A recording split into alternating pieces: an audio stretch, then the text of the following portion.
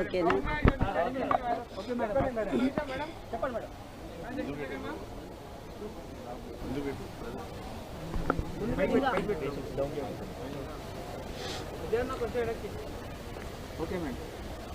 తెలుగు తేజం, తెలుగువారి ఆత్మ గౌరవం మొత్తం ప్రపంచానికే చాటి చెప్పిన శ్రీ నందమూరి తారక రామారావు గారు 103వ జన్మదిన సందర్భంగా ఈరోజు ప్రపంచంలో ఉండే తెలుగు వాళ్ళందరూ మరి ఘనంగా ఆయన వేడుకలు జరుపుకుంటూ ఉన్నారు.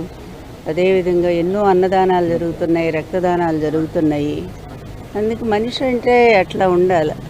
చనిపోయినా కూడా జీవించి ఉండేటువంటి వాళ్ళు చాలా తక్కువ మంది ఉంటారు. అట్లాంటి మహానుభావుల్లో మొదటి స్థానంలోనే ఎన్టీఆర్ గారు ఉన్నారు. ఆయన భార్యను అవటం నిజంగా నేను ఎన్ని జన్మలు చేసుకున్న పుణ్యమో నాకే తెలియట్లేదు. అదేదో తెలిస్తే ఇంకా ఇంకా కూడా ఆ తపస్సు చేయాలని అనిపిస్తూ ఉంది. అట్లాంటి మహానుభావుడి ఇల్లాలిగా నేను ఎప్పుడూ ఆయన్ని ఒక దేవుడిగా ఆరాధిస్తూనే ఉన్నాను. ఇప్పటి వరకు కూడా ఆయన ఆశయాలు కొనసాగించడానికి ఇప్పటి వరకు కూడా ఒక్క అడుగు నేను వెనక్కి వేయలేదు. అదే ఆశయంతో నేను ముందుకు నడుస్తూనే ఉన్నాను. ఆయన ఆశయాల పేరు చెప్పుకొని, ఆయన పేరు చెప్పుకొని పూర్తిగా ఆశయాలను ధ్వంసం చేసి ప్రజలకు నరకం చూపిస్తున్నటువంటి వాళ్ళ గురించి మాట్లాడాలంటే టైం వేస్ట్ ఇక్కడ ఈ సందర్భంలో. కానీ వాళ్ళు ఆలోచన చేసుకోవాలి. ఎన్టీఆర్ పేరు చెప్పుకొని, ఎన్టీఆర్ పార్టీని తీసుకొని మనం ప్రజలకు ఏమి న్యాయం చేస్తున్నామనేది వాళ్ళ ఆత్మవిమర్శ చేసుకోవాల్సినటువంటి అవసరం కూడా ఉందని నేను భావిస్తున్నాను. ఇట్లాంటి వాళ్ళే జీవన్మృతులు అంటారు. బ్రతికున్నా కూడా చనిపోయిన వాళ్ళతో సమానం. ప్రజల హృదయాల్లో ఎవరు స్థానం సంపాదించరో వాళ్ళు ఎంత వైభవం అనుభవించినా, ఎంత పదవుల్లో ఉన్నా, ఎంత ధనవంతులైనా కూడా అది ప్రయోజనం లేదు. వాళ్ళు బ్రతికుండి చచ్చిన వాళ్ళతో సమానమే అవుతారు. చనిపోయినా కూడా బ్రతికుండేటువంటి మహానుభావులు దేవుళ్ళతో సమానం అవుతారు. ఇప్పటికీ కూడా ఆయన చనిపోయి 31 సంవత్సరాలైంది. అయినప్పటికీ కూడా తెలుగు ప్రజలు ఎక్కడున్నా సరే ఎన్టీఆర్ అంటే ఆ పేరు వింటేనే మైమర్చిపోతున్నారు, పులకరించిపోతున్నారు. ఆయన కోసం మరి ఎన్నో చేస్తూ ఉన్నారు, ఎన్నో కార్యక్రమాలు నిర్వహిస్తూ ఉన్నారు, ఎన్నో దానాలు చేస్తున్నారు.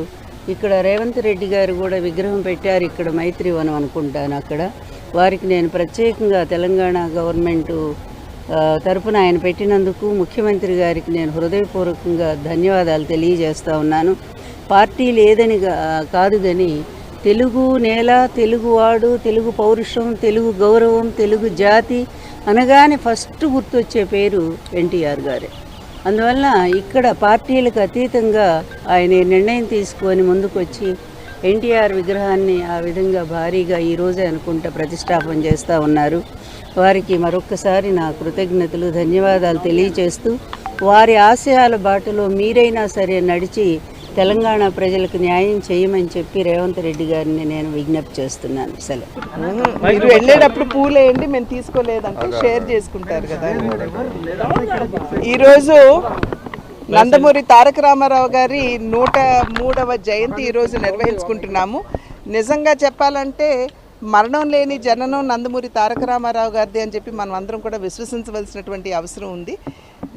నేటికి సైతం నందమూరి తారక రామారావు గారు పరమపదించి 30 సంవత్సరాలు అయినా కూడా నేటికి సైతం ప్రతి తెలుగువాడు వారి వారి ఇళ్లలో వారి జయంతిని కావచ్చు, వర్ధంతిని కావచ్చు కుటుంబ సభ్యుడిగా భావించి ప్రతి ఒక్కరు కూడా నిర్వహించుకోవడం జరుగుతుంది. కనుక దాన్ని బట్టి కనుక మనం చూసినట్లయితే చిరంజీవిగా తెలుగు జాతి ఉన్నంత వరకు, అదేవిధంగా తెలుగువారి ఆత్మగౌరవానికి ప్రతీకగా నందమూరి తారక రామారావు గారు చిరస్మరణీయులుగా, చిరంజీవులుగా మన అందరి హృదయాలలో ఉంటారు అని చెప్పి నేను నమ్ముతున్నాను. కనుక వారి చల్లని చూపు, వారి యొక్క ఆశీర్వాదం కేవలం మా కుటుంబం మీద మాత్రమే కాకుండా తన కుటుంబ సభ్యుడిగా భావించినటువంటి తెలుగు వారందరి మీద కూడా వారి యొక్క ఆశీర్వాదం చల్లని చూపు ఉండాలని చెప్పి ప్రార్థిస్తున్నాను. నమస్కారం. రాష్ట్ర విభజన జరిగిన తర్వాత కూడా ఈరోజు ఎన్టీఆర్ గారి విగ్రహాన్ని ఇక్కడ ప్రతిష్ఠిస్తున్నారు. ఎలా అనిపిస్తుంది? ఇందాక చెప్పాను కదమ్మా, తెలుగువారు, తెలుగు జాతి ఎక్కడున్నా సరే వారు చిరంజీవులుగానే ఉంటారు.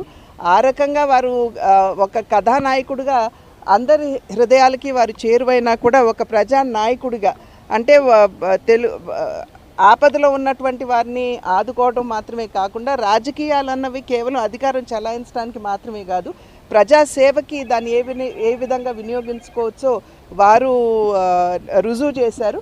కనుకనే నేటికి సైతం తెలుగువారి హృదయాల్లో వారు ఎల్లప్పుడూ చిరంజీవులుగా ఉంటారు.